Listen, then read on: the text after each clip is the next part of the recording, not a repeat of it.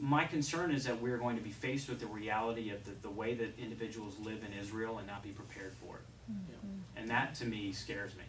Not just scares me, but it angers me, because I got a family, you know. Single guy in the Army, living on an Army base, you know, thought I was pretty good. I knew where the armory was. I knew where my own guns were in my house. You know, this is a different ballgame, you know, for me. And I don't think that we're prepared.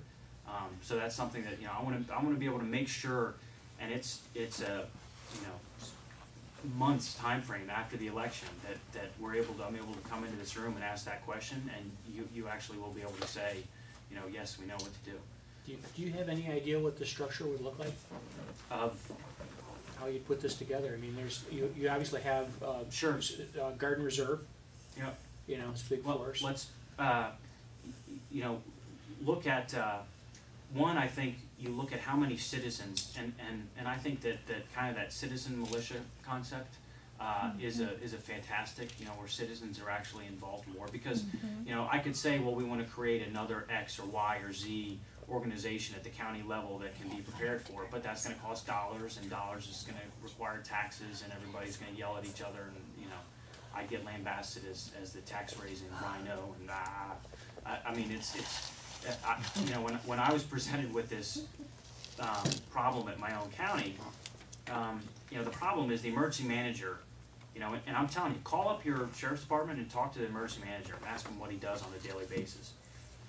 Generally, they spend most of their time writing grants so that they can get money from the federal or the state government to actually do some of this stuff that we're talking about. It's got to be it's got to be integrated from top down and bottom up. So, you know, I asked him, what's your number one problem that you have right now? He said manpower. You know, if a crisis hits, you know, and for them in our county, it was a tornado that hit about 2 years ago, and it devastated a large chunk of a neighborhood. And he was the only guy. He was the emergency manager. He didn't have really a second.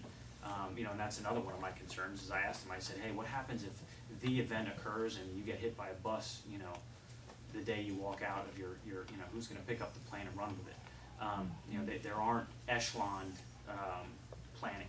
Anyway, he said the biggest problem I had at the time was, of course, the state was calling down to my phone, you know, and they're screaming, you know, what's the damage, how bad is it, how bad is it? And he's just trying to figure out what's going on. And he said the biggest problem he had was trying to determine the damage, right? Because the governor's office is trying to figure out, hey, we're at $100 million in damage, let's do a state of emergency and ask for emergency funds from the federal government, blah, blah, blah, blah, blah. And he's standing there looking at just, you know, a swath of devastated homes, and he needed help figuring out what's the value, what's the damage, etc. And he said he didn't know how to, you know, he pretty much hit a rock and a wall. And I said, look, do you know how many individuals I mean, just, you know, in my area I know, like real estate agents. You know, I guarantee you we could probably put 15 people together who would be willing in a time of an event to actually come out here, and some of them sold these homes. I can tell you what they sold for last time. You know, you put a team of 5 of them together with 5 you know, real estate developers or construction, you know, guys, they can tell you what this damage is. And you could basically put, you know, 5 teams of 3 together and just have them move through, and yellow jackets, and all on volunteer. And they've got a set of paperwork, and they're basically going to come to you, and you're going to be able to, you know, to basically, you know, push that down. My point is, I think that there is a large piece of the population that is willing to do more, willing to step up. They just have to be asked, and they're generally not. They're just not asked. And I think that's one of the creative ways that we're going to have to do this. But, you know, you have to have a plan. You have to have it rehearsed, and then 2, you've got to have the communication. You know, or 3, you've got to have the ability to communicate it. You know, you look at what today, everybody's with their cell phone, you know, and they're on Facebook and Twitter and all that. I mean, there some people, you can't get the cell phones out of their hands. You know, you could have a information collection. You know, you can have a messaging network. I mean, you could just on the assets that are in everybody's hands that are free right now or out there, you could start to put together a network of individuals that could help. I mean, that's mine. So, as a lieutenant governor, would you see that as your function as more of an education thing to incentivize people to do that? And then as citizens, would you suggest that we Sure. do that I mean, look, I'm an idea guy. I mean, I will go into a room and I'll come up with 500 ideas, and they'll throw 499 of them away get to the one that'll work. Yes, I mean that's a piece of it. I mean, it's education. It's the you know, I know that we have you look at every state generally has an intelligence center, you know, that's getting intelligence from you know, everywhere. You know, I'm fairly certain have two of them, one in Milwaukee, one in Madison. You know, how well do they communicate together? You know, are they on the same? There's a lot of issues that have to get taken care of. But yes, education one, getting the right. You know, first thing I would do is get the emergency managers together and basically go through a process. I mean, and to me that has to become a priority. I'm a very limited government guy, extremely limited government. But for us to you know, the founders created limited government with the understanding. I mean, there were a couple of understandings, right? One was that you know, you can have a limited government when people are generally will act responsibly. Two, that they have to believe that there is a something that is greater than themselves that they are beholden to. You know, you cannot, I think, have a very limited government, a country of very limited government without a country of faith. You know, you're looking at chaos. But one of the things that the government is responsible for, I think, is that, you know, obviously it's the safety and security of its people.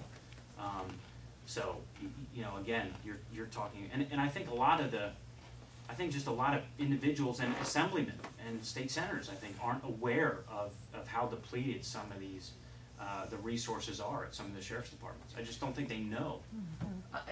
You know, it's interesting to me to hear you talk about trying to implement an emergency response plan here in the state, because what I'm hearing is actually a fairly grassroots mentality behind it. If you're talking about enlisting local militias or Militia you know, was probably a bad volunteers. word. Well, yeah, right. I hear you, but like local groups that would get together and do that sort of thing, or like bands and volunteers or whatever it's going to be. That's actually fairly grassroots in nature. Absolutely. And what it says to me is citizen involvement in government. Mm-hmm. Well, it's also, I think we've reached a point that we need to be cognizant of the fact that until government works, we have to work to get to make sure that we're taken care of. If that makes sense. And then waiting for Madison to be fixed to be able to do that is not gonna happen. But it's a grassroots, but it's, you know, yes, and it's that top portion as well. Look, there is a plan. You can go to the Wisconsin Homeland Security, you know, and you can go on the website, but that's the point. You know, we shouldn't have to, you know. Not everybody has a computer. Not everybody has a computer, and also Really? you know, and it's not a detailed. You know, it's not a detailed plan. I mean, Well, even if it was a detailed plan, how many of us actually go to the site and look at it? yeah. Right. Does- Or even our own community, Right. because you Does- would imagine there'd be The something in our own governor community. appoints the department heads, right? Mm-hmm. What influence would the lieutenant governor have in that process or after the process completed to help guide those department heads? Best case scenario, a significant advisory role. Worst case scenario, absolutely zero. Yeah. I It's mean, usually zero, isn't yeah, it? absolutely. Well, from what we've had in the past, it has been zero. But look, you know, all of, you know, I've spoken, and I think most of the other lieutenant governor candidates have spoken to all the candidates in the gubernatorial race. You know, and I think they all recognize that we're at a point where everybody's got to be in this thing. But you're right. I am certainly hopeful, and in the discussions that I've had with the gubernatorial candidates, it's my belief that I would be able to have, you know, at least a role to say, you know, hey, here's my suggestions. You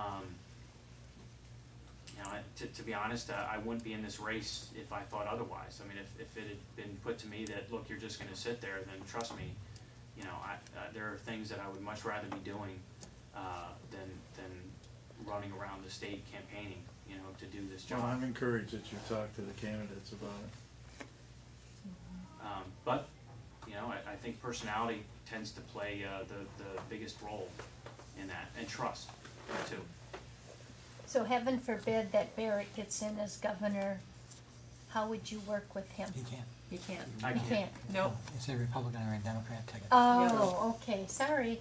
I guess you wouldn't work with them, No. but.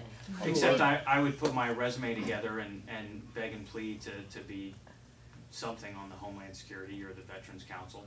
Oh, that's right. I mean, you know, whether That's you, right, with Lawton and Who Doyle, knows, it seemed but- like they were opposite I ends. mean, but I those are forgot issues about that need to be, you know, they've got to supersede politics.